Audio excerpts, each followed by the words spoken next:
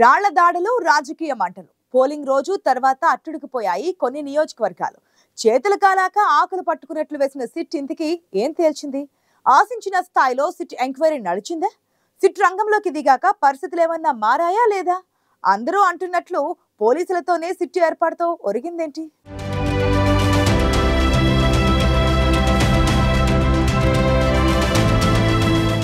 ఏపీలో ఎన్నికలు ప్రశాంతంగా జరిగాయి. ఎక్కడా రీపోలింగ్ అవకాశం లేకుండా అధికారులు పనిచేశారు. ఈ మాటలు చెబుతూ ఈసీ చంకలు గుద్దుకుంటుండగానే కొన్ని నియోజకవర్గాల్లో మంటలు లేచాయి.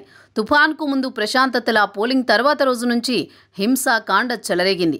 ఇవి ఎవరూ ఊహించని పరిణామాలే అయినా తేరుకుని చర్యలు తీసుకునేలోపు జరగాల్సిన నష్టం జరిగిపోయింది. దీనిపై కేంద్ర ఎన్నికల సంఘం నేరుగా జోక్యం చేసుకోవడం, ప్రభుత్వ ప్రధాన కార్యదర్శి డీజీపీని ఢిల్లీకి పిలిపించి మరీ చీవాట్లు పెట్టడం అంతా జరిగిపోయింది. ఇక్కడే అసలు కథ మొదలైంది. కేంద్ర ఎన్నికల సంఘం జోక్యంతో ప్రత్యేక సిట్ ఏర్పాటు చేశారు. ఎన్నికల్లో హింస జరిగిన ప్రాంతాల్లో సిట్ బృందం పర్యటించి నివేదిక సమర్పించింది. అయితే సిట్ ఇచ్చిన రిపోర్ట్లో ఏం తేలిందనే అంశం ఇప్పుడు సర్వత్రా ఆసక్తిగా మారింది.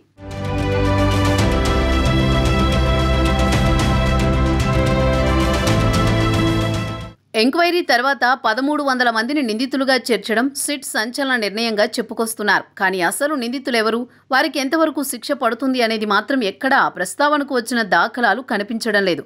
సిట్ ఏర్పాటుపై కూడా మొదటి నుంచి అభ్యంతరాలు వ్యక్తం చేస్తున్నవారు లేకపోలేదు. పోలీసుల నిర్లక్ష్యంతోనే కొన్ని చోట్ల పరిస్థితులు అదుపు తప్పాయన్నది బహిరంగ రహస్యం. అలాంటిది ఘర్షణలపై మళ్లీ పోలీసులతోనే దర్యాప్తు చేయించడంపై వైసీపీ కూడా అభ్యంతరం తెలిపింది. రిటైర్డ్ జడ్జీలతో విచారణ జరిపించాలనే డిమాండ్లు కూడా ఉన్నాయి.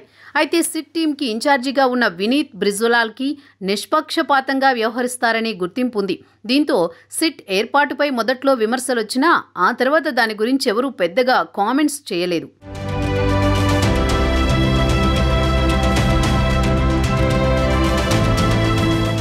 3 రోజుల్లోనే సిట్ ఎంక్వైరీ చేసి నివేదిక ఇచ్చినా దర్యాప్తులో తేలిన కీలక అంశాలేంటనేది చర్చకు దారితీసింది. సిట్ ఇచ్చిన నివేదికలో ఎవ్వరి నిర్లక్ష్యం కారణంగా ఘర్షణలు జరిగాయన్న అంశాన్ని మాత్రం బయటకు రానివ్వకపోవడానికి కారణమేంటన్నది స్పష్టం కావడం లేదు. అయితే సిట్ దర్యాప్తు ఇంకా కొనసాగుతూనే ఉంది. పల్నాడు, అనంతపురం, చిత్తూరు జిల్లాల పరిధిలో సిట్ అధికారులు కీలక ఆధారాలను సేకరిస్తున్నారు. ఇదంతా ఇప్పట్లో కొలిక్కొచ్చేలా కనిపించడం లేదు. ఇందుకు ప్రధాన కారణం రాజకీయ ఒత్తిళ్లేనన్న అనుమానాలు కూడా తలెత్తుతున్నాయి.